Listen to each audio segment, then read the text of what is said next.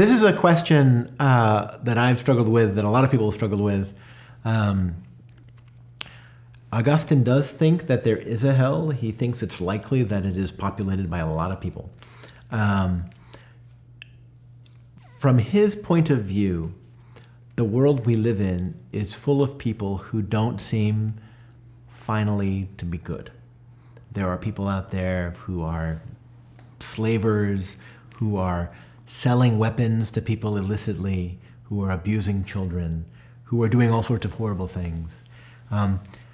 There are lots of people who see that happening and let it happen. And none of these people, he thinks, are the kinds of people who God has elected to bring into the kingdom. Now, of course, God has elected a lot of people like that, but then they evidence marks of reformation of some sort, to borrow an almost Calvinist term, before they die.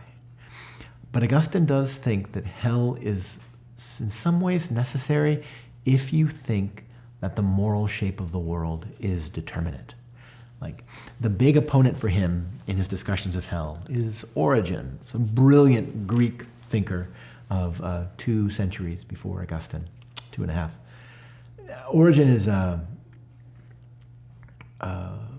famous for the doctrine of what is called apokatastasis, which is the idea that creation is a matter of going out from some unified God and then finally returning to this God.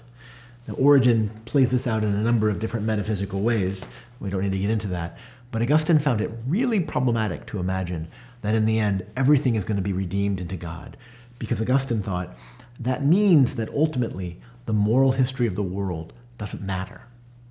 Like, that nothing actually has a permanence and a finality. Now, if you talk to an Origenist or someone who buys this account, they will say, that's good news. It's good news that things don't in that sense finally matter.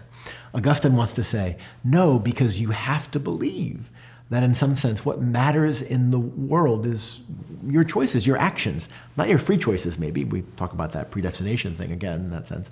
But what matters is the way the world appears. If someone suffers needlessly, that suffering needlessly needs to be acknowledged and honored, not just effaced.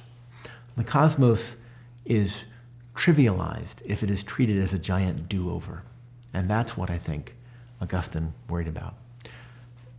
I find this a very interesting thing to think with. I know lots of people who are deeply haunted by the idea of hell. And I'm not sure for them an Augustinian hell is the best thing. I don't know what to say about that. I'm of 2 minds.